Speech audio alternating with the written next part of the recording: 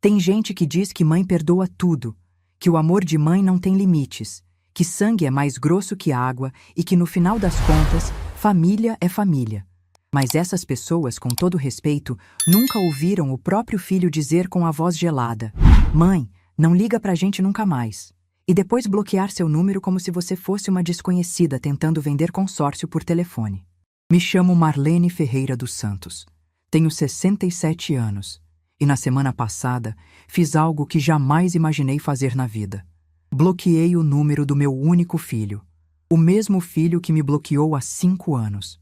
O mesmo filho que só voltou a me procurar quando descobriu que eu tinha ganhado 47 milhões de reais na Mega Sena. Mas calma, deixa eu te contar essa história direito, desde o começo, porque ela não é sobre dinheiro. É sobre dignidade. E dignidade, minha filha, não se compra em lotérica.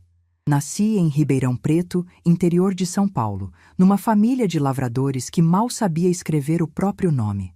Meu pai acordava às 4 da manhã para trabalhar na roça, e minha mãe criava 7 filhos com o que tinha, que era quase nada. A gente não conhecia luxo, não conhecia fartura, mas conhecia uma coisa que vale mais que tudo isso: respeito. Minha mãe sempre dizia: "Marlene, a gente não se ajoelha para ninguém. A gente não implora amor. Se alguém não te quer por perto, você levanta a cabeça e vai embora. Porque quem te ama de verdade faz questão de você." Guardei essas palavras no peito a vida inteira. Só não imaginava que um dia precisaria usá-las contra meu próprio filho. Casei aos 21 anos com Joaquim, um homem simples, motorista de ônibus, que me tratava como rainha mesmo morando num quartinho de fundos. A gente não tinha muito, mas tinha paz. Tinha risada no almoço de domingo, tinha mão dada no sofá assistindo novela, tinha aquele amor quieto que não precisa de palavra para existir. Quando Gustavo nasceu, em 1982, eu olhei para aquele bebezinho enrugado no meu colo e jurei para mim mesma que ele teria tudo que eu nunca tive. Que ele não ia conhecer a fome que eu conheci, a vergonha de ir para a escola com roupa remendada, a dor de ver os pais se sacrificando sem nunca conseguir sair do lugar. Joaquim concordava comigo. A gente trabalhava junto, sonhava junto, planejava junto.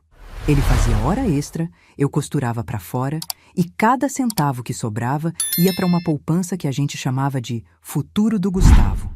Mas a vida, como vocês sabem, nem sempre segue nossos planos. Joaquim partiu quando Gustavo tinha apenas 8 anos. Um acidente na estrada, numa noite de chuva, voltando de uma viagem de trabalho. Eu estava em casa, passando roupa, quando a vizinha bateu na porta com aquele olhar que a gente reconhece de longe. Aquele olhar que não precisa de palavras. Lembro que o ferro de passar ainda estava quente na minha mão quando eu entendi o que tinha acontecido. Lembro que minhas pernas cederam e eu caí sentada no chão da cozinha. Lembro do Gustavo aparecendo assustado, perguntando: "Mãe, o que foi? Por que a senhora está chorando?" Naquele momento, olhando para o meu menino de 8 anos que ainda não sabia que tinha perdido o pai, eu tomei uma decisão. Não ia desmoronar. Não ia me entregar para a dor. Tinha uma criança que dependia de mim e eu ia ser forte por ela. Sequei as lágrimas, guardei a dor num lugar bem fundo do peito e fiz o que precisava ser feito. Trabalhei. Costurei a vida inteira. Minhas mãos conhecem cada tipo de tecido que existe nesse mundo. Cetim de vestido de noiva, linho de terno de formatura, organza de roupa de batizado, algodão de uniforme escolar. Trabalhei de sol a sol, muitas vezes madrugada adentro, com os olhos ardendo de cansaço e os dedos cheios de marca de agulha. Tinha cliente que me procurava às 11 da noite pedindo ajuste urgente para a festa do dia seguinte. Eu levantava da cama, ligava a máquina e costurava até de madrugada. Tinha época que eu dormia 3, 4 horas por noite durante semanas seguidas. Mas nunca reclamei, porque cada ponto que eu dava naqueles tecidos era um tijolo no futuro do meu filho. Paguei escola particular quando pude. Quando não pude, fui na secretaria, expliquei minha situação, pedi desconto, parcelei, fiz acordo. Paguei cursinho pré-vestibular, paguei inscrição de faculdade, paguei mensalidade de universidade privada quando ele não passou na pública. Gustavo se formou em engenharia civil aos 24 anos. Eu estava na plateia, no meio daquele auditório cheio de gente, chorando tanto que mal conseguia enxergar o palco. Quando chamaram o nome dele e ele subiu para pegar o diploma, eu quis gritar para o mundo inteiro ouvir. Aquele ali é meu filho, eu criei ele sozinha, eu consegui. Aquele diploma tinha o peso de 40 anos curvada sobre uma máquina de costura. E eu tinha certeza de que todo o sacrifício tinha valido a pena. Gustavo conseguiu um emprego rápido numa construtora boa. Começou ganhando bem, foi subindo de cargo e eu me sentia a mãe mais orgulhosa do planeta. Quando ele comprou o primeiro carro, me levou para passear. Quando alugou o primeiro apartamento, me chamou para conhecer. Naquela época, a gente ainda era próximo. Ele ainda me ligava para contar como foi o dia.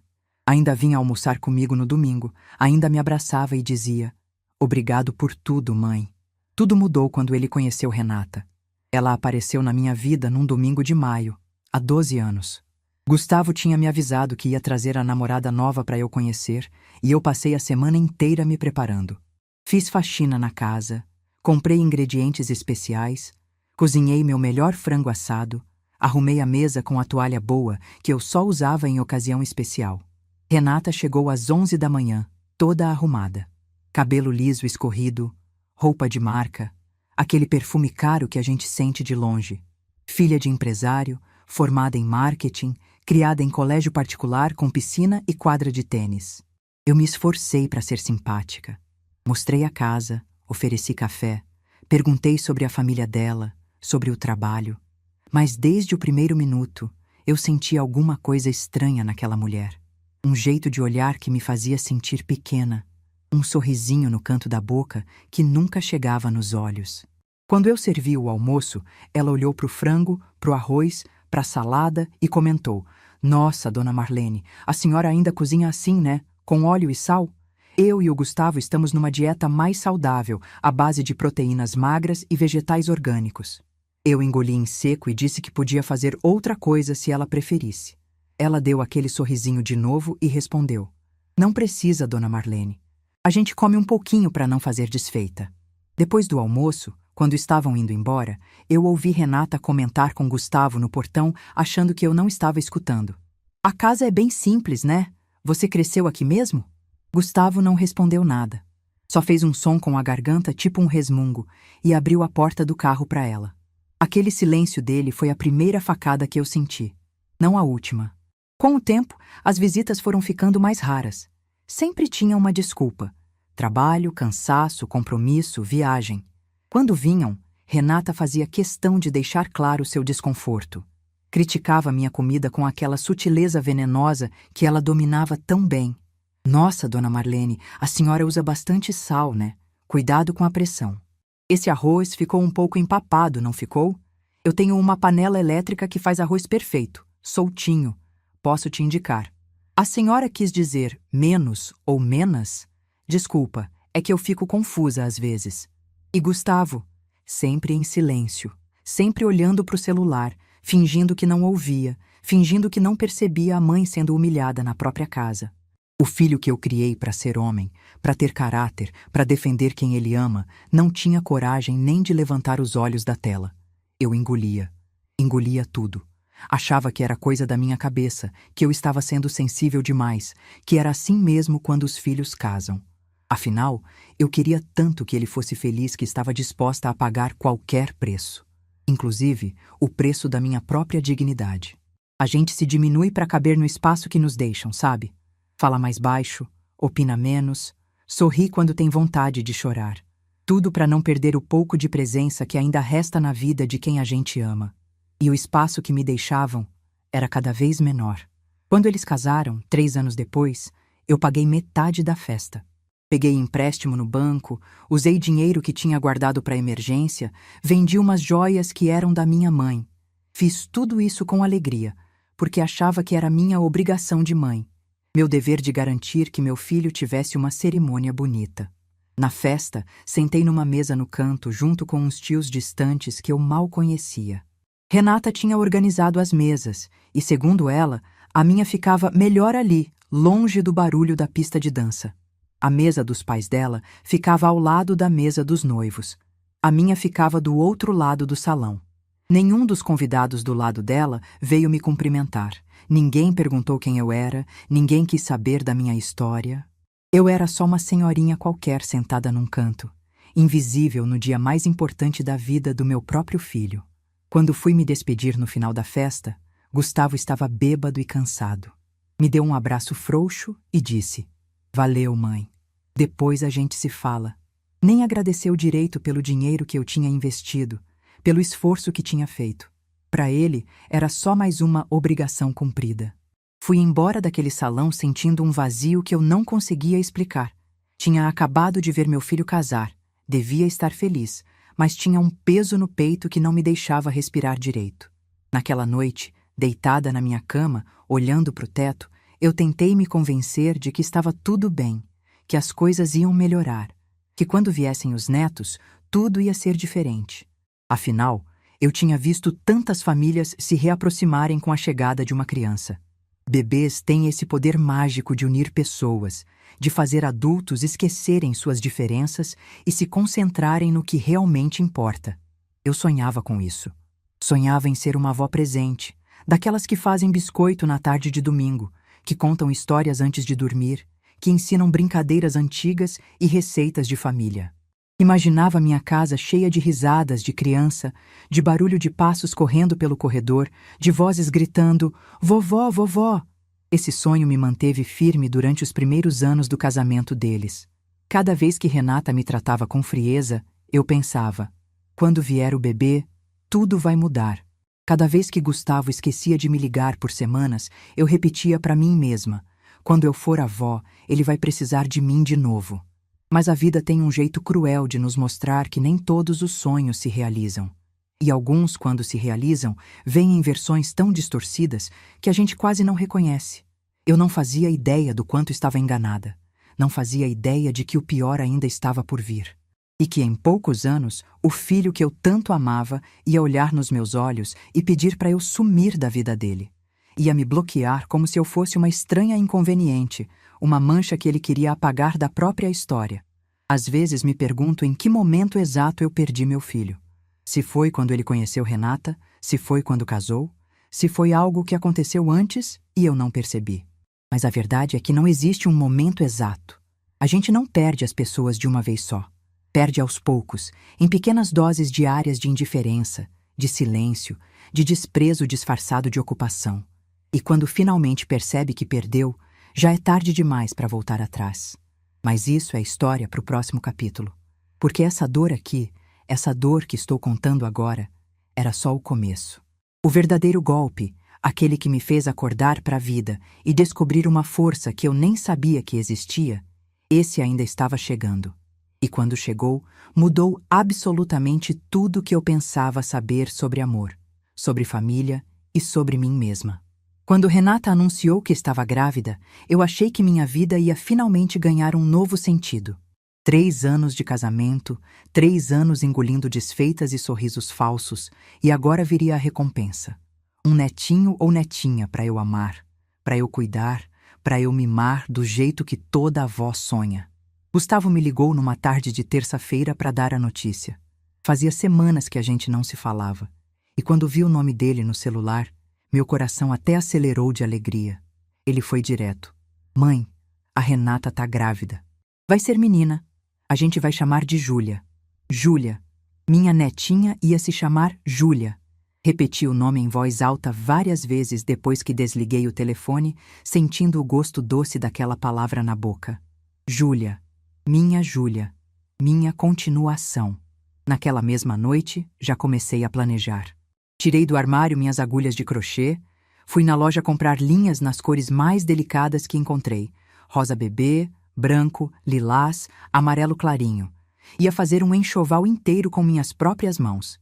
Vestidinhos, sapatinhos, mantas, toucas, tudo feito com o mesmo amor que eu tinha colocado em cada costura da minha vida. Passei os meses seguintes trabalhando naquele enxoval. Cada ponto que eu dava era uma oração, um desejo de felicidade, uma promessa silenciosa de que eu seria a melhor avó do mundo. Acordava de madrugada pensando em novos modelos, via tutoriais na internet para aprender técnicas diferentes, queria que cada peça fosse perfeita. Durante a gravidez, tentei me aproximar. Ofereci para acompanhar Renata nas consultas quando Gustavo não pudesse ir.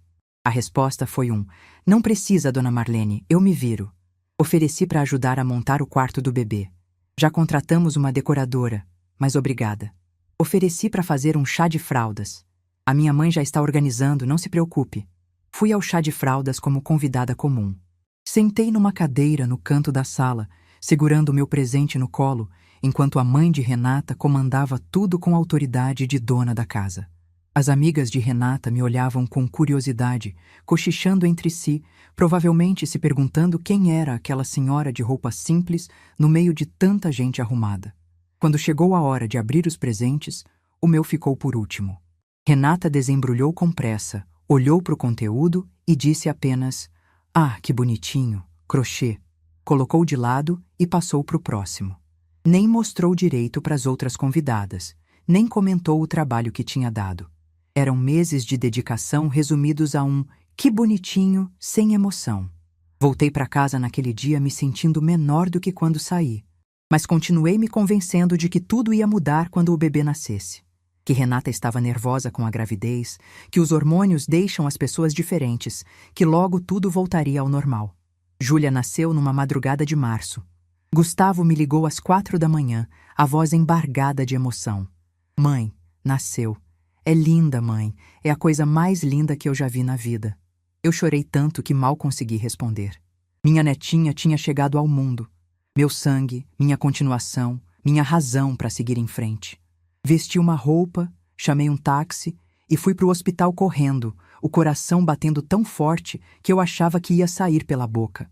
Quando cheguei na maternidade, a mãe de Renata já estava lá. Tinha chegado antes de mim, é claro. Estava sentada do lado da cama da filha, segurando a bebê no colo, toda orgulhosa. Gustavo veio me receber na porta do quarto com um sorriso cansado. "Oi, mãe, ela tá dormindo agora. A Renata, não a Júlia. A Júlia tá ali com a sogra. Quer dizer, com a outra avó. A outra avó. Era assim que eu era chamada. A outra. A que chegou depois. A que não tinha prioridade." Fiquei parada na porta por um momento, olhando para a cena. A mãe de Renata embalava minha neta com naturalidade, como se aquele bebê fosse mais dela do que meu. Quando ela finalmente me notou, deu um sorrisinho educado e disse: "Ah, dona Marlene, a senhora veio. Quer segurar um pouquinho?" Quer segurar um pouquinho, como se fosse um favor que ela estava me fazendo, como se minha neta fosse um objeto emprestado que eu precisava devolver logo. Segurei Júlia por menos de 5 minutos. Ela era tão pequena, tão frágil, tão perfeita.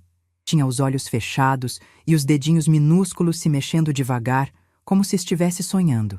Eu chorava em silêncio olhando para ela, sentindo um amor tão grande que doía no peito. Então Renata acordou.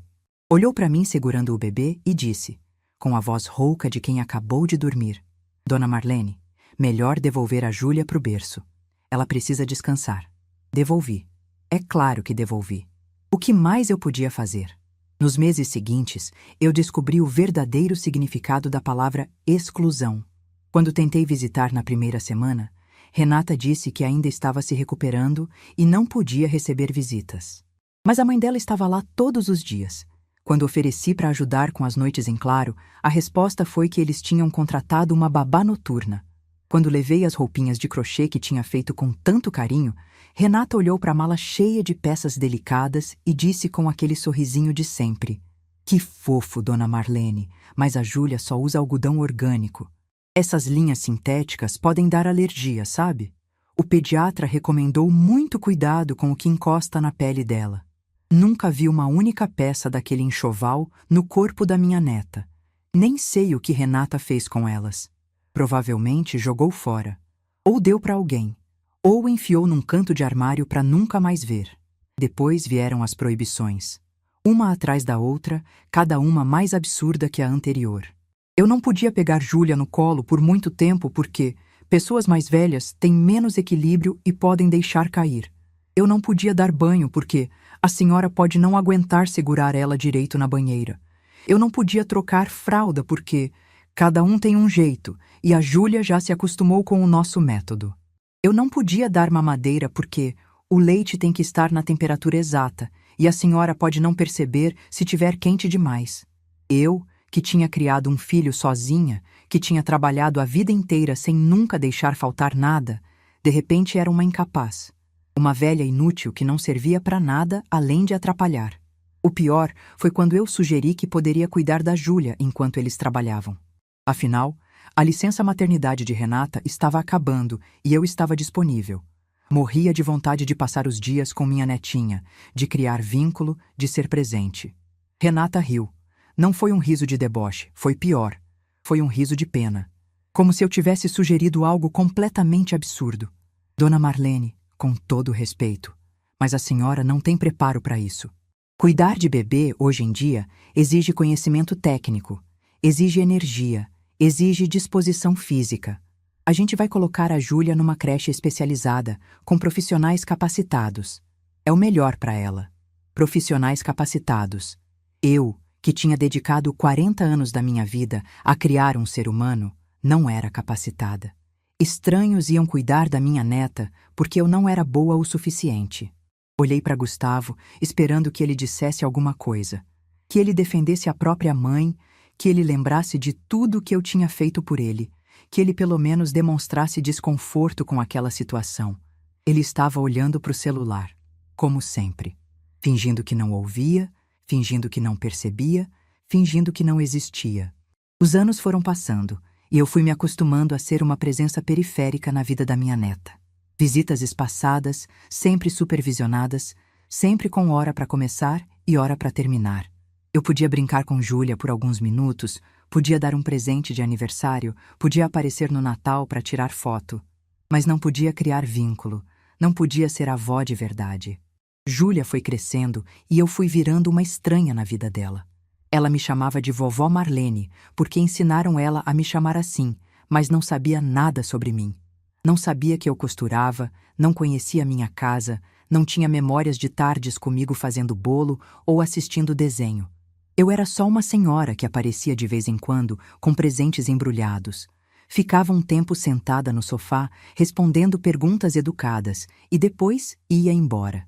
E então veio o domingo de Páscoa, que destruiu tudo. Eu tinha planejado aquele almoço por semanas. Queria fazer algo especial, mostrar para eles que eu ainda era capaz de proporcionar momentos bons, que minha casa ainda podia ser um lugar de reunião familiar. Convenci a mim mesma de que se eu fizesse tudo perfeito, se a comida estivesse deliciosa, se a casa estivesse impecável, eles iam perceber meu valor. Gastei mais do que podia em ingredientes. Comprei bacalhau importado, vinho bom, chocolate fino para Júlia. Passei 2 dias cozinhando, limpando, arrumando. Coloquei flores frescas na mesa, velas decorativas, guardanapos de tecido. Estava tudo lindo. Estava tudo perfeito. Eles confirmaram que viriam ao meio-dia. Meio-dia passou. 1 hora passou. 2 horas. Eu sentada na sala, olhando para a mesa posta, olhando para o relógio, olhando para o celular esperando uma mensagem que não chegava. Às 3 da tarde, mandei mensagem perguntando se estava tudo bem. Visualizado, sem resposta. Liguei, caixa postal. Às 5 da tarde, a comida já estava fria. As velas que eu tinha acendido na mesa já tinham derretido quase completamente. Eu estava sentada na mesma cadeira há horas, sem conseguir me mover, sem conseguir aceitar que aquilo estava realmente acontecendo. Quando Gustavo finalmente atendeu, a voz dele estava despreocupada, leve, como se nada tivesse acontecido. Oi, mãe, desculpa. A Renata achou melhor a gente ir na casa dos pais dela. Lá tem piscina pra Júlia brincar, sabe? Ela tava com muito calor. Fica pra próxima, tá? Fica pra próxima. Como se eu não tivesse passado 2 dias cozinhando. Como se eu não tivesse gasto dinheiro que não tinha. Como se eu não tivesse esperado 5 horas por uma ligação, uma mensagem, um mínimo de consideração. Respondi apenas, tudo bem, filho. Mas não estava tudo bem. E naquela noite, quando liguei para ele para dizer que eu merecia mais respeito, que eu era a mãe dele e não uma opção de última hora, a resposta que recebi mudou minha vida para sempre. Mãe, você não entende que a gente tem outra vida agora? Você fica cobrando atenção demais. É sufocante. Sabe o quê? Se você vai continuar com esse drama, é melhor não ligar mais pra gente. Aliás, vou bloquear seu número. E bloqueou. Assim, sem hesitação, sem remorso, Como se eu fosse uma estranha inconveniente, não a mulher que passou 40 anos da vida vivendo para ele. Tentei ligar de volta. Uma vez, 2 vezes, 3 vezes. Sempre a mesma mensagem automática. O número chamado não está disponível no momento. Não estava disponível. Meu filho tinha me tornado indisponível na vida dele. Com um toque na tela do celular, ele tinha me apagado. Naquela noite, sentada sozinha na cozinha, com a comida do almoço ainda na geladeira, eu chorei até não ter mais lágrimas. Chorei de raiva, de tristeza, de decepção. Chorei pelo filho que eu criei e que tinha se transformado num estranho. Chorei pela neta que mal me conhecia e que agora talvez nunca me conhecesse de verdade. Chorei por mim, por tudo que eu tinha dado e por tudo que tinha recebido em troca. Desprezo, indiferença, abandono. Às 4 da manhã, ainda estava acordada, olhando para a mesa que eu tinha arrumado com tanto carinho. Os pratos vazios, os talheres intocados, as flores que já começavam a murchar. Tudo aquilo representava anos da minha vida. Anos tentando agradar, tentando ser aceita, tentando merecer um lugar na vida do meu próprio filho. E naquele momento, olhando para aquela mesa vazia, eu entendi uma coisa que deveria ter entendido muito antes. Eu não precisava merecer nada. Eu já tinha merecido. Tinha merecido a vida inteira. O problema nunca foi eu não ser boa o suficiente. O problema era que algumas pessoas simplesmente não sabem reconhecer o valor do que têm na frente delas. Quando o sol nasceu no dia seguinte, algo tinha mudado dentro de mim. Uma parte de mim tinha partido junto com aquele telefonema. Mas outra parte, uma parte que eu nem sabia que existia, tinha finalmente acordado. Se ele queria que eu respeitasse a decisão dele, eu ia respeitar. Se ele queria silêncio, eu ia dar silêncio. Não por fraqueza, não por aceitação, mas por dignidade. Porque eu finalmente tinha entendido o que minha mãe me ensinou lá atrás, quando eu ainda era uma menina descalça no interior de São Paulo. A gente não se ajoelha para ninguém. A gente não implora amor. E essa mudança foi o começo de tudo. Os primeiros meses depois do bloqueio foram os mais difíceis da minha vida. E olha que eu já tinha passado por muita coisa. Perdi meu marido jovem, criei um filho sozinha, trabalhei até os dedos sangrarem. Mas nenhuma dor se compara à de ser rejeitada pelo próprio filho. Júlia tinha acabado de fazer 2 anos quando Gustavo me bloqueou. 2 aninhos. Ela mal sabia falar direito, mal sabia andar sem cair e já tinha sido usada como desculpa para me afastar. A Júlia precisa de espaço. A Júlia se cansa com muita gente. A Júlia não pode ficar perto de pessoas que criam tensão. Tensão. Eu era a tensão na vida deles. Eu que só queria amar. Nos primeiros dias fiquei paralisada. Acordava de manhã, tomava café olhando para a parede e ficava assim até anoitecer. Não tinha vontade de costurar, não tinha vontade de comer, não tinha vontade de nada. O telefone ficava do meu lado o tempo todo, esperando uma ligação que eu sabia que não viria, mas que eu não conseguia parar de esperar. Cada data especial era uma facada nova. O Dia das Mães chegou 6 semanas depois do bloqueio. Eu acordei naquele domingo com um peso no peito tão grande que mal conseguia respirar. Olhava para o celular de minuto em minuto, rezando para aparecer uma mensagem, um número diferente, qualquer sinal de que meu filho tinha se arrependido. Nada. O dia inteiro passou. E nada. No aniversário dele, em agosto, minha mão foi automaticamente até o telefone para ligar. Já tinha digitado os primeiros números quando lembrei. Ele me bloqueou, não queria me ouvir, não queria saber de mim. Guardei o celular na gaveta e chorei o resto da tarde. O Natal foi o pior. Sempre foi minha data favorita, desde criança. Eu adorava a árvore, as luzes, a ceia em família. Mesmo depois que Joaquim partiu, eu fazia questão de montar uma árvore bonita e preparar uma ceia especial para mim e para o Gustavo. Era nosso momento de união, de lembrar que ainda éramos uma família. Naquele primeiro Natal sem ele, olhei para as caixas de enfeites no armário e não tive coragem de abrir. Para que montar árvore se não tinha ninguém para ver?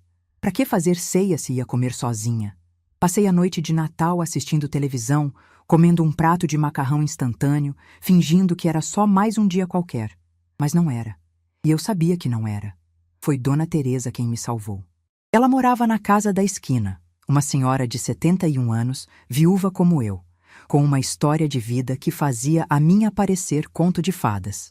Os filhos dela tinham tentado interná-la num asilo para ficar com a casa. Ela lutou na justiça, provou que estava em plenas condições mentais, ganhou a causa e cortou relações com todos eles. Dona Teresa me viu definhar durante meses. Viu eu parar de sair, parar de conversar, parar de existir. Um dia, ela bateu na minha porta com um bolo de laranja nas mãos e disse sem rodeios: "Marlene, você vai deixar aquele ingrato acabar com sua vida? Levanta dessa cadeira e vem tomar café comigo, agora." Não foi um convite. Foi uma ordem. E eu obedeci. Naquela tarde, sentadas na cozinha dela, Dona Teresa me contou sua história. Como os filhos começaram a tratá-la como peso quando ela ficou mais velha. Como inventaram que ela estava confusa e incapaz para tentar conseguir uma interdição. Como ela teve que contratar advogado, fazer exames, provar para um juiz que ainda era dona de si mesma. "E sabe o que eu aprendi com tudo isso, Marlene?" Ela disse, segurando minha mão. "A gente passa a vida inteira ensinando os outros como nos tratar. Se você aceita desrespeito, vão te desrespeitar. Se você exige respeito, aprendem a te respeitar. Seu filho te tratou como lixo porque você deixou. Agora a pergunta é: você vai continuar deixando, mesmo de longe?" Aquelas palavras ficaram martelando na minha cabeça por dias. Eu tinha deixado. Durante anos, tinha engolido desaforo, tinha me diminuído, tinha aceitado migalhas de atenção como se fossem presentes valiosos. E no final, nem as migalhas sobraram. Aos poucos, com a ajuda de Dona Teresa, comecei a me reerguer. Ela me apresentou para o grupo de terceira idade da igreja do bairro, um lugar onde senhoras como nós se reuniam para conversar, fazer artesanato, organizar passeios. No início, eu ia só para não ficar sozinha em casa. Depois comecei a gostar. Comecei a fazer amizades de verdade. Conheci Dona Carmen, que tinha sustentado os filhos a vida inteira e foi abandonada quando eles enriqueceram. Conheci seu Antônio, cujos filhos só apareciam no dia do pagamento da aposentadoria. Conheci Dona Lúcia, que criou os netos sozinha enquanto a filha viajava o mundo e depois foi descartada quando os netos cresceram. Cada história me mostrava que eu não estava sozinha, que o que aconteceu comigo não era exceção, era quase regra. Filhos que esquecem, que abandonam, que só aparecem quando precisam. E pais que passam a vida inteira se culpando, se perguntando onde erraram, quando na verdade o erro nunca foi deles. 1 ano depois do bloqueio, eu já era outra pessoa. Não a Marlene de antes, aquela que vivia em função do filho. Mas também não era mais a Marlene destruída dos primeiros meses. Era alguém no meio do caminho. Alguém que estava aprendendo a existir por si mesma. Voltei a costurar com gosto. Não mais por necessidade de dinheiro, mas porque gostava. Fazia peças sob encomenda para conhecidas, ensinava crochê para as senhoras do grupo. Meus dedos, que conheciam tecido há mais de 40 anos, finalmente trabalhavam com prazer, não com obrigação. Comecei a viajar com as amigas. Fomos para a Aparecida do Norte agradecer as bênçãos que ainda tínhamos. Fomos para o Guarujá ver o mar e sentir a areia nos pés. Fomos para Campos do Jordão no inverno, tomar chocolate quente e usar casaco grosso. Pequenas alegrias que eu tinha esquecido que existiam. Minha irmã Aparecida, que mora em Poços de Caldas, passou a me visitar com mais frequência. Ela sempre foi minha confidente, desde criança. Quando contei o que Gustavo tinha feito, ela quis vir para São Paulo dar uns tapas naquele moleque ingrato. Tive que segurar ela pelo telefone. "Deixa, Cida", eu disse. "Ele fez a escolha dele. Agora eu vou fazer a minha." E minha escolha foi viver. Simplesmente viver. Sem esperar telefonema, sem checar o celular de madrugada, sem sonhar com reconciliação. Se um dia Gustavo quisesse voltar, a porta estaria aberta. Mas eu não ia mais ficar parada esperando ele decidir que eu valia alguma coisa. 3 anos depois do bloqueio, aconteceu algo que me marcou para sempre. Era um sábado de tarde e eu estava no shopping com Dona Teresa. Tínhamos ido almoçar e depois caminhar um pouco, olhar vitrines, fazer as coisas que senhoras da nossa idade fazem quando querem se distrair. Estávamos passando em frente a uma loja de brinquedos quando meu coração parou. Ali, a uns 20 metros de distância, estavam Gustavo e Renata. E entre eles, segurando a mão do pai, uma menina de uns 5 anos. Cabelo castanho ondulado, vestidinho rosa, sapatilha branca. Minha neta. Minha Júlia. Parei no meio do corredor como se tivesse levado um choque. Dona Teresa percebeu que algo estava errado e perguntou o que foi. Eu só conseguia apontar. Ficamos ali, paradas, observando de longe. Júlia estava escolhendo alguma coisa na prateleira, fazendo aquele biquinho que as crianças fazem quando querem convencer os pais. Gustavo riu de algo que ela disse e fez carinho na cabeça dela. Renata estava do lado, olhando o celular, impaciente como sempre. Era uma cena comum. Uma família normal fazendo compras no sábado. Mas para mim, era como assistir a um filme da minha própria vida, do qual eu tinha sido cortada. Eu queria tanto ir até lá, me abaixar, olhar nos olhos de Júlia e dizer: Oi, meu amor, eu sou sua avó de verdade. Eu te amo desde antes de você nascer, sabia? Eu fiz roupinhas para você, rezei por você, chorei de saudade de você. Você não me conhece, mas eu te conheço. Você é meu sangue, minha continuação. Mas eu sabia que não podia. Sabia que se me aproximasse, Gustavo ia fazer uma cena, Renata ia me humilhar na frente de todo mundo e Júlia ia ficar assustada sem entender nada. Eu seria a velha maluca que apareceu do nada, perturbando uma família feliz. Então fiquei ali, parada, olhando minha neta de longe, como se ela fosse uma estrela que eu podia ver, mas nunca tocar. Em determinado momento, Júlia olhou na minha direção. Nossos olhos se encontraram por talvez 2 segundos. 2 segundos que duraram uma eternidade. Ela franziu a testa levemente, como se estivesse tentando reconhecer algo familiar naquela senhora desconhecida. Mas não reconheceu. Por que reconheceria? Para ela, eu era só uma velha qualquer no meio do shopping. Uma estranha entre milhares de estranhos. Ela voltou a atenção para os brinquedos, puxou a mão do pai e apontou para alguma coisa na prateleira. A vida seguiu. A minha ficou congelada naquele momento. Dona Teresa me puxou pelo braço. Vem, Marlene, vamos embora daqui. Fomos embora em silêncio. No carro, eu não conseguia falar. As lágrimas desciam sozinhas, sem soluço, sem barulho. Só desciam. Dona Teresa segurou minha mão o caminho inteiro e não disse nada. Não precisava. Ela entendia. Cheguei em casa naquele dia sentindo um vazio que eu não sabia que ainda era capaz de sentir. Achei que já tinha chorado todas as lágrimas possíveis por aquela situação. Mas a vida sempre encontra um jeito de mostrar que ainda tem mais dor guardada pra gente. Os meses seguintes foram de altos e baixos. Tinha dias que eu acordava forte, pronta para viver minha vida nova. Tinha dias que acordava querendo sumir do mundo, mas eu continuava, porque era isso que me restava. Continuar. 5 anos se passaram desde o bloqueio. 5 anos sem uma ligação, sem uma mensagem, sem um encontro. 5 anos em que Júlia cresceu sem saber que tinha uma avó que a amava desesperadamente. 5 anos em que eu aprendi a viver de um jeito que nunca imaginei. Sozinha, mas não solitária. Machucada, mas não derrotada. E durante todo esse tempo, eu continuei fazendo uma coisa que sempre fiz, desde que Joaquim era vivo. Jogar na loteria. Os mesmos números de sempre. 08, 12, 21, 24, 39, 47. A data de nascimento do Gustavo. O dia do meu casamento. O número da casa onde criei meu filho. Números que contavam a história de uma família que já não existia mais. Era mais hábito do que esperança. Todo sábado, passava na lotérica do seu Antônio, fazia minha aposta, guardava o bilhete na bolsa e esquecia. Nunca ganhei mais do que quadra na vida. Nem esperava ganhar. Até aquela quarta-feira de 3 anos meses atrás. Eu estava em casa, assistindo novela, quando lembrei de conferir o resultado do sorteio.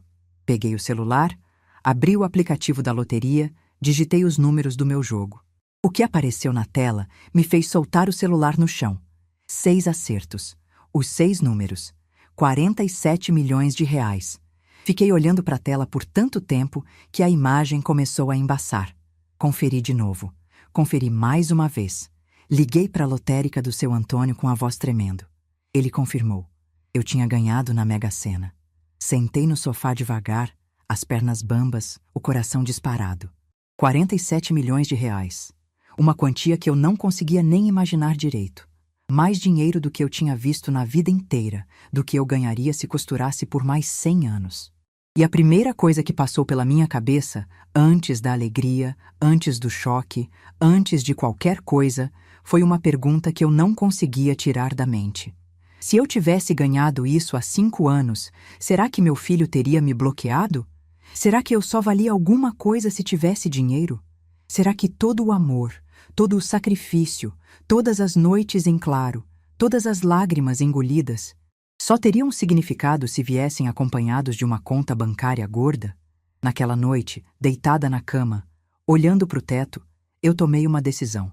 O dinheiro tinha chegado, sim, mas ele não ia me transformar em alguém que eu não era. E, principalmente, ele não ia servir de moeda para comprar de volta o amor de quem me descartou. O que eu não imaginava era que, em poucos meses, essa decisão seria colocada à prova da forma mais cruel possível. Na manhã seguinte ao sorteio, eu ainda não tinha contado para ninguém. Fiquei sentada na cozinha tomando café, olhando para o bilhete em cima da mesa, tentando processar o que tinha acontecido. 47 milhões de reais. Era surreal demais para parecer verdade. A primeira pessoa que eu liguei foi minha irmã Aparecida. Ela atendeu no segundo toque, com aquela voz animada de sempre. E aí, Marlene, tudo bem? Ligando cedo assim, aconteceu alguma coisa? Respirei fundo. Cida, você tá sentada? Tô deitada ainda, por quê? Então senta. Eu ganhei na Mega Sena. O silêncio do outro lado durou uns 10 segundos. Depois veio um grito tão alto que eu tive que afastar o celular do ouvido. Como assim você ganhou na Mega Sena? Marlene, você tá brincando comigo? Não estava. E quando ela finalmente acreditou, chorou comigo por telefone durante meia hora. Cida sempre foi minha rocha, minha confidente. A pessoa que me conhece desde que eu era uma menina descalça, correndo pelos cafezais de Ribeirão Preto. Se tinha alguém no mundo em quem eu podia confiar com aquele segredo, era ela. Marlene, escuta, ela disse, depois que as duas pararam de chorar. Você não pode contar isso para ninguém. Pelo menos não agora. Você sabe o que acontece quando o pobre ganha dinheiro, né? Aparece parente de todo lado, amigo que você nem lembrava que existia, gente querendo dar golpe. Vai com calma. Ela estava certa. Eu sabia que estava. Na semana seguinte, procurei um advogado. Dona Teresa me indicou o Dr. Fábio, um senhor sério, de cabelo grisalho e óculos de armação grossa, que tinha escritório no centro da cidade. Ele me recebeu com respeito, ouviu minha história e foi extremamente profissional em me orientar sobre os próximos passos. Dona Marlene, ele disse ajeitando os óculos, a senhora precisa entender que esse dinheiro muda tudo. Muda a forma como as pessoas vão olhar para a senhora, muda as relações, muda até a segurança. Vamos fazer tudo com calma, com discrição e com proteção legal. Resgatei o prêmio de forma sigilosa. Paguei os impostos, abri contas em bancos diferentes, fiz investimentos seguros, seguindo orientação de especialistas. Dr. Fábio me ajudou a estruturar tudo de um jeito que meu dinheiro rendesse sem eu precisar me preocupar. Mas eu não queria só guardar. Queria fazer algo de útil com aquela fortuna que tinha caído no meu colo. Foi então que nasceu o projeto Mãos que Criam. A ideia veio numa tarde de conversa com Dona Teresa, quando eu disse que me sentia estranha tendo tanto dinheiro enquanto tanta gente passava necessidade. Ela me olhou com aquele jeito sábio dela e disse: então faz alguma coisa com isso, Marlene. Você sabe costurar melhor que qualquer um. Por que não ensina outras mulheres? Mulheres que estão na mesma situação que você estava, precisando trabalhar para sustentar a família? Aquela ideia acendeu algo dentro de mim. Em 3 meses, com a ajuda de Dr. Fábio e de uma assistente social que ele conhecia, montamos um projeto social para ensinar costura e bordado a mulheres em situação de vulnerabilidade. Alugamos um espaço, compramos máquinas, contratamos instrutoras. Tudo no meu nome, tudo com meu dinheiro, mas sem alarde, sem ostentação. O projeto começou pequeno, com 10 alunas. Hoje, 2 anos depois, já formamos mais de 80 mulheres. Algumas conseguiram emprego em confecções, outras abriram o próprio negócio em casa, outras viraram instrutoras do próprio projeto. Quando eu vejo essas mulheres se descobrindo capazes, criando independência, sustentando suas famílias com o trabalho das próprias mãos, eu me emociono, porque eu sei o que é isso. Eu vivi isso a vida inteira. Comprei um apartamento grande num bairro bom de São Paulo, mas não me mudei para lá. deixei alugado, gerando renda. Continuei morando na minha casinha de sempre. A mesma casa onde criei Gustavo, onde vivi com Joaquim, onde construí minha história. Não era por avareza. Era porque aquela casa era eu. Minhas memórias, minhas raízes, minha identidade. Minha rotina quase não mudou. Continuei frequentando o grupo da terceira idade. Continuei viajando com as amigas. Continuei costurando por prazer. O dinheiro me deu segurança, mas não deixei ele me transformar em outra pessoa. Eu era Marlene antes dos milhões e continuaria sendo Marlene depois. Mas como minha irmã tinha alertado, segredo grande assim não fica guardado para sempre. Não sei exatamente como a notícia vazou.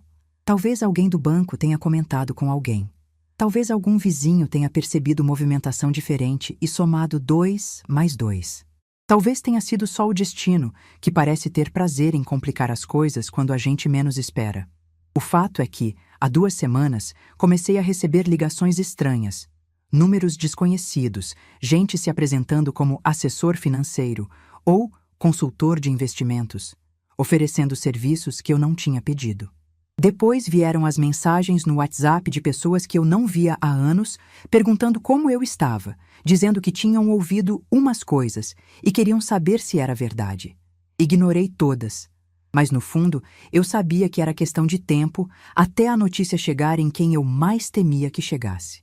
Na quinta-feira passada, meu telefone tocou às 7 da noite. Um número que eu não conhecia, de São Paulo mesmo. Atendi sem desconfiar, achando que era mais um desses vendedores insistentes. Alô? Do outro lado, uma voz que eu não ouvia há 5 anos. Uma voz que me fez tremer das pernas à cabeça. Mãe! Mãe! É o Gustavo!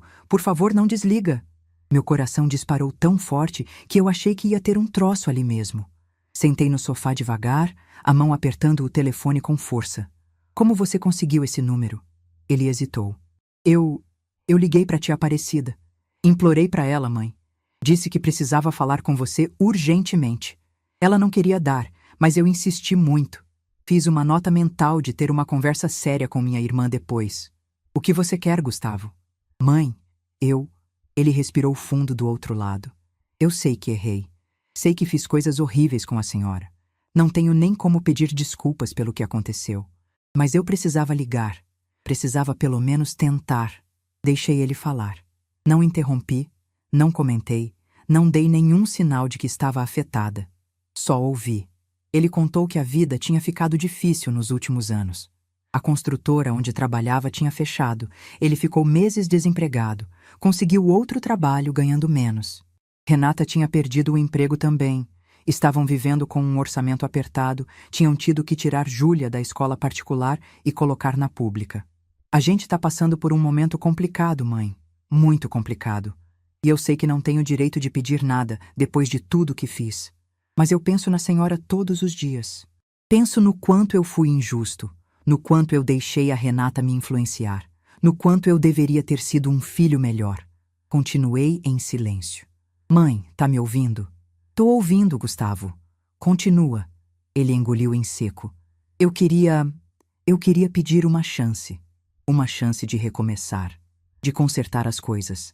A Júlia pergunta da senhora às vezes, sabia? Pergunta por que não tem uma avó como as amiguinhas dela. Dói muito ouvir isso. Quando ele terminou de falar, ficamos alguns segundos em silêncio. Eu podia ouvir a respiração dele do outro lado, nervosa, esperando minha reação.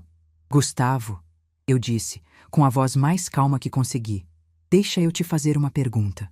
E eu quero que você responda com sinceridade, tá? Claro, mãe. Qualquer coisa. Você está me ligando porque está arrependido de verdade? Ou porque descobriu que eu ganhei na loteria?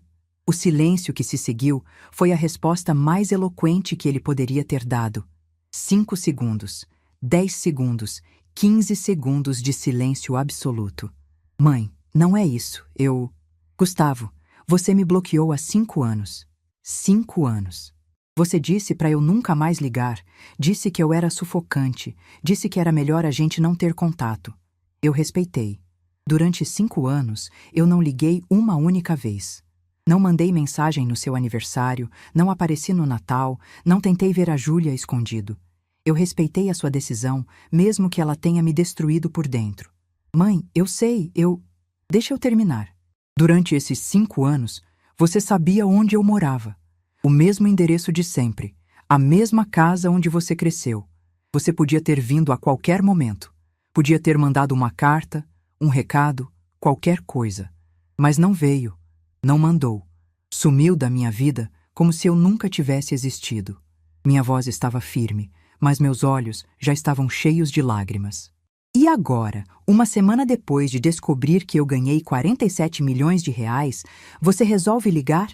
Cheio de saudade, cheio de arrependimento, querendo recomeçar? O que você quer que eu pense, Gustavo? Me diz, o que você quer que eu pense? Ele começou a chorar do outro lado da linha.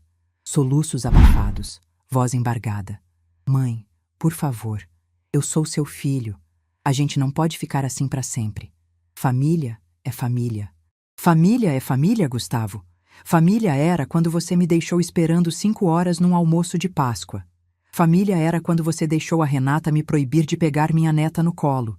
Família era quando você olhava para o celular fingindo que não via sua mãe sendo humilhada. Isso era família para você? Ele não respondeu. Eu também sou mãe, Gustavo. E como mãe, eu te ensinei desde pequeno que toda ação tem consequência. Você fez uma escolha há 5 anos. Agora eu estou fazendo a minha. Mãe, você não pode fazer isso comigo. Respirei fundo. Olhei pela janela, para o céu que já estava escuro. Eu não estou fazendo nada com você, filho. Você fez há 5 anos. Eu só estou devolvendo o que você me deu. Silêncio. Mãe, por favor, me escuta. Gustavo, se um dia você quiser me procurar de verdade, não pelo dinheiro, mas porque genuinamente se arrependeu do que fez, a porta vai estar aberta. Mas vai ter que ser nos meus termos, com respeito, com dignidade, não com ligação desesperada depois de descobrir que eu tenho dinheiro. Mãe, cuida bem da Júlia, ela é inocente nisso tudo. E desliguei. No minuto seguinte, com o coração batendo forte e as mãos tremendo, eu fiz algo que nunca imaginei fazer. Bloqueei o número do meu filho, assim como ele tinha feito comigo há 5 anos, sem hesitação, sem remorso, não por vingança, mas por dignidade, por amor próprio, por tudo que eu tinha aprendido nesses 5 anos sobre o meu próprio valor. Fiquei sentada no sofá por muito tempo depois daquele telefonema. Chorando, sim, mas não de tristeza. Chorando de alívio, de libertação, de finalmente ter dito tudo que estava entalado na garganta há anos. Liguei para minha irmã Aparecida assim que consegui me recompor. Ela atendeu com a voz culpada de quem já sabia o que eu ia dizer. Marlene, me desculpa. Ele ligou chorando, implorando. Disse que era urgente. Eu sei que não devia ter dado seu número, mas... Tá tudo bem, Cida, eu disse. Eu sei que ele sabe ser convincente quando quer, mas não dá mais nenhuma informação minha para ele, tá? Nenhuma. Ela prometeu que não daria. E eu acreditei, porque conheço minha irmã. Ela tinha cedido num momento de fraqueza, mas não cometeria o mesmo erro 2 vezes. Nos dias seguintes, descobri que Gustavo não era o único interessado na minha mudança de vida. Parentes que eu não via há décadas começaram a aparecer do nada. Um primo de 2º grau que mora em Santos mandou mensagem perguntando se eu estava bem e se precisava de companhia. Uma tia distante de Minas ligou querendo saber se era verdade que eu tinha ganhado um dinheiro e se eu podia ajudar com umas despesas médicas. Gente que nunca me procurou quando eu estava sozinha no Natal, quando eu estava chorando de saudade do meu filho, de repente estava muito preocupadíssima comigo. Ignorei todos, cada um deles, porque eu tinha aprendido, da forma mais dolorosa possível, a diferença entre quem te ama de verdade e quem só quer alguma coisa de você. Dona Teresa tinha razão. A gente ensina os outros como nos tratar. E naquela noite, eu finalmente tinha ensinado meu filho que eu não estava mais disponível para ser pisada. Mas eu sabia que aquilo não era o fim. Conhecia Gustavo bem demais para achar que ele ia aceitar um não de primeira. Ele tinha puxado a teimosia do pai, a insistência que às vezes era qualidade, mas que naquele caso ia se tornar um problema. E eu não imaginava até onde ele seria capaz de ir para tentar me convencer a mudar de ideia. Não imaginava que, em poucos dias, ele usaria a única arma que ainda podia me atingir. A única pessoa no mundo capaz de fazer meu coração amolecer, mesmo depois de tudo. Minha neta. Minha Júlia. Gustavo apareceu na minha casa 3 dias depois do telefonema. Eu estava na cozinha preparando o almoço quando ouvi a campainha tocar. Não esperava a visita, então fui até a porta devagar, secando as mãos no pano de prato. Quando olhei pelo olho mágico, meu coração parou. Era ele, meu filho, parado na minha varanda, com as mãos nos bolsos, olhando para o chão como fazia quando era criança e sabia que tinha feito algo errado. Não abri. Fiquei ali, do outro lado da porta, em silêncio. Ele tocou a campainha de novo. Esperou. Tocou mais uma vez. Mãe! Mãe! Eu sei que a senhora está aí. Vi a luz acesa. Por favor, abre a porta. Só 5 minutos. É tudo o que eu peço. Não respondi. Não me movi. Ele ficou ali por quase 1 hora, tocando a campainha de vez em quando, chamando por mim, pedindo para eu abrir. Em determinado momento, começou a chorar. Eu ouvia os soluços dele através da madeira, e cada um deles era como uma agulha no meu peito. Mas eu não abri, porque eu sabia que se abrisse, se olhasse nos olhos dele, meu coração de mãe ia amolecer. E eu não podia mais permitir que o amor que eu sentia fosse usado contra mim. Quando finalmente foi embora, encontrei um envelope branco por baixo da porta. Dentro, 3 páginas escritas à mão. A letra de Gustavo. A mesma letra que eu tinha ensinado ele a fazer quando era pequeno, curvando as vogais do jeito certo, caprichando nas maiúsculas. Li a carta inteira sentada no sofá, com as mãos tremendo. Ele pedia desculpas. Dizia que tinha sido um covarde, que tinha deixado Renata controlar a situação, que nunca deveria ter me tratado daquela forma. Escreveu sobre os anos de arrependimento, sobre as noites em que pensava em mim, sobre a culpa que carregava. Em 3 páginas, ele tentou resumir tudo o que deveria ter dito nos últimos 5 anos. Mas em nenhum momento da carta ele mencionou as roupinhas de crochê que eu tinha feito com tanto amor e que foram jogadas de lado. Não mencionou os domingos que eu passei sozinha esperando uma visita que nunca veio. Não mencionou o almoço de Páscoa que esfriou na mesa enquanto eu olhava para o relógio. Não mencionou o dia em que minha própria neta olhou para mim num shopping e não me reconheceu. Algumas dores, por mais que a gente queira, não cabem em 3 páginas de desculpas. Guardei a carta numa gaveta e segui minha vida. Nos dias seguintes, o cerco apertou. Renata começou a mandar mensagens pelo WhatsApp de uma conhecida em comum, uma vizinha antiga que eu nem sabia que ainda tinha contato com ela. Mensagens longas, cheias de palavras bonitas, dizendo que ela também estava arrependida, que nunca quis me afastar, que tudo tinha sido um mal-entendido. Mal-entendido. Como se anos de humilhação pudessem ser resumidos a um mal-entendido. Bloqueei o número da vizinha também. Parentes continuavam aparecendo.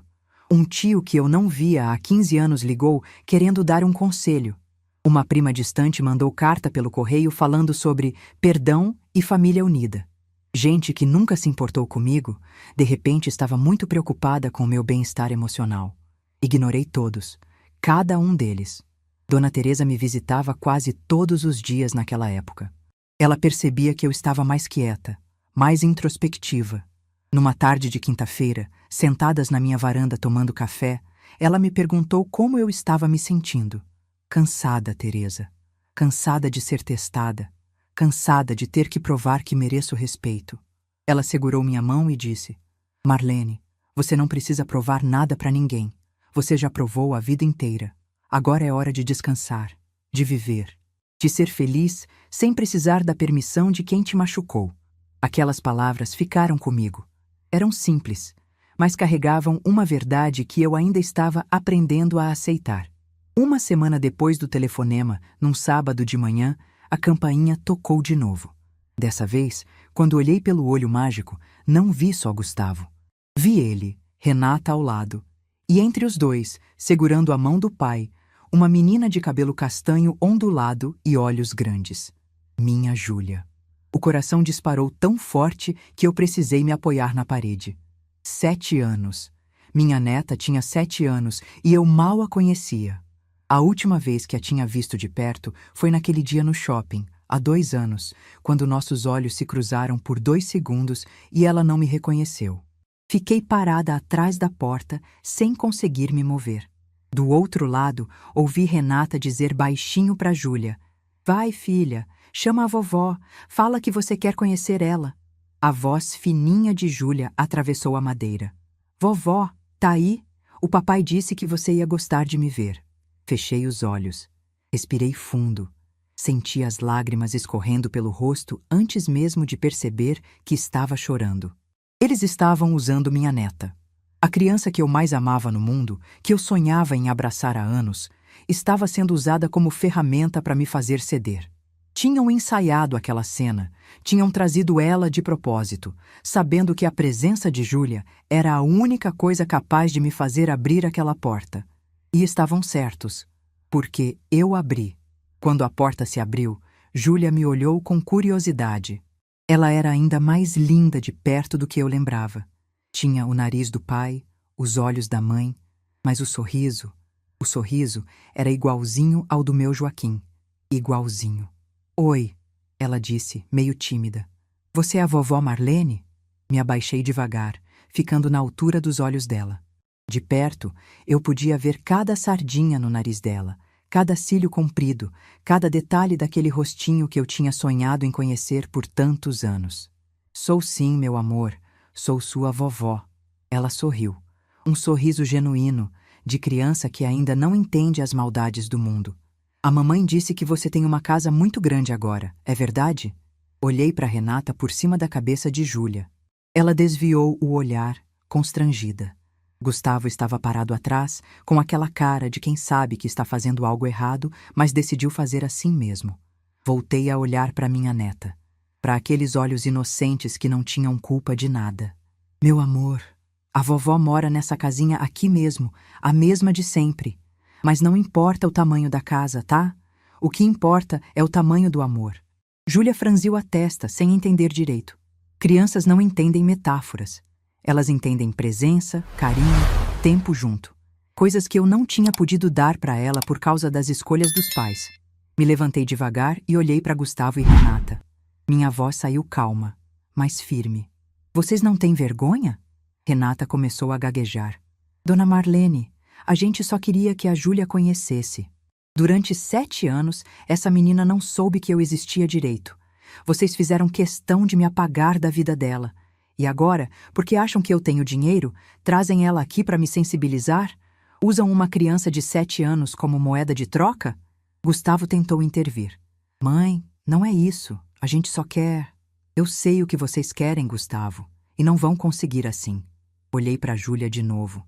Ela estava confusa, olhando do pai para a mãe sem entender o que estava acontecendo.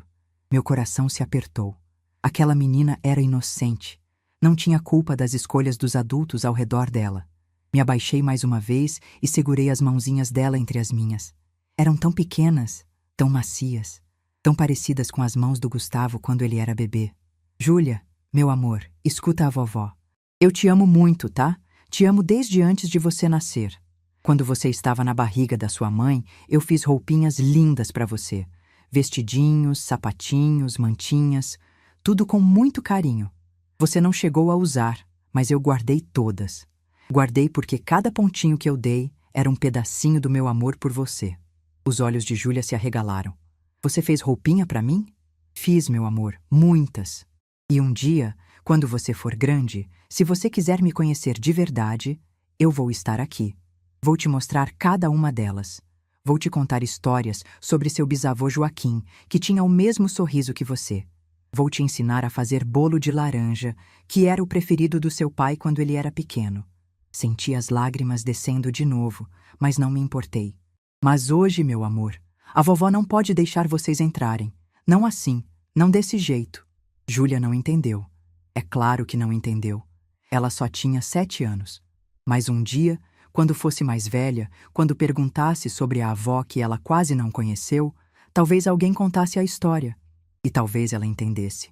Me levantei e olhei para Gustavo uma última vez.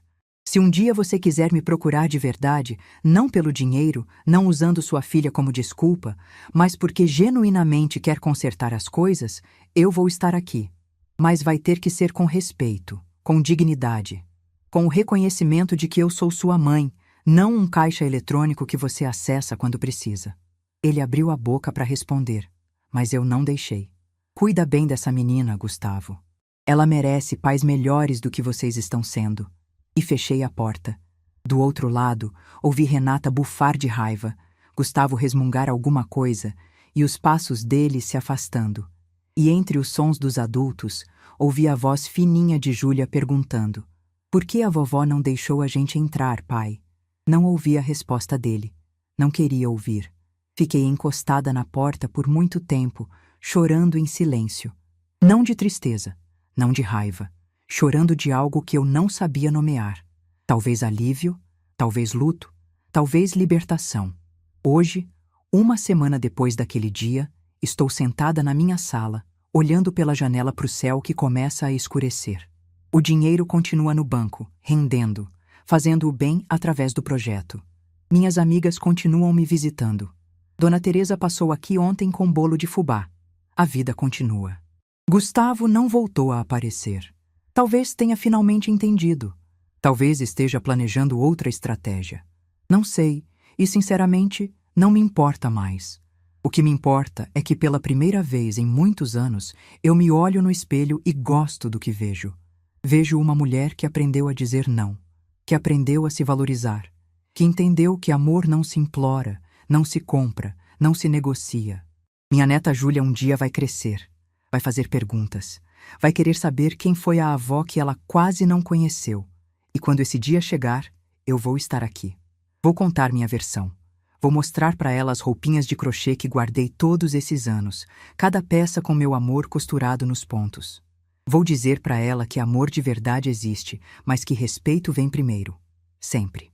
Aos 67 anos, descobri que nunca é tarde para recomeçar, que a dor pode se transformar em força, que os silêncios mais poderosos são aqueles que a gente escolhe fazer. Aquele bloqueio que meu filho me deu há 5 anos não foi o fim da minha história. Foi o começo de uma vida nova. Uma vida que finalmente pertence a mim. E o bloqueio que eu dei nele não foi vingança. Foi amor próprio. Foi a escolha de parar de mendigar afeto de quem nunca soube me valorizar. Porque no final, a herança mais valiosa que a gente pode deixar para si mesma não é dinheiro. Não é casa. Não é joia. É dignidade. E essa, minha filha, ninguém pode tirar de mim. Às vezes, de noite, antes de dormir, eu ainda penso na Júlia. Penso no sorriso dela, nas mãozinhas pequenas que segurei por alguns segundos, na voz fininha perguntando se eu era a vovó dela. E dói. Dói muito. Provavelmente vai doer para sempre. Mas eu aprendi que algumas dores a gente carrega junto. Não porque quer, mas porque faz parte de quem a gente é. E carregar essa dor com dignidade é melhor do que viver sem ela, mas de joelhos. Minha mãe tinha razão, lá no interior de Ribeirão Preto, quando me disse que a gente não se ajoelha para ninguém. Demorei 67 anos para entender de verdade o que ela quis dizer, mas agora eu entendo, e vivo de pé. Ah, sim. Se essa história tocou seu coração, deixe seu like, se inscreva no canal e comente aqui embaixo. No meu lugar, o que você faria? Sua mensagem pode iluminar o dia de alguém.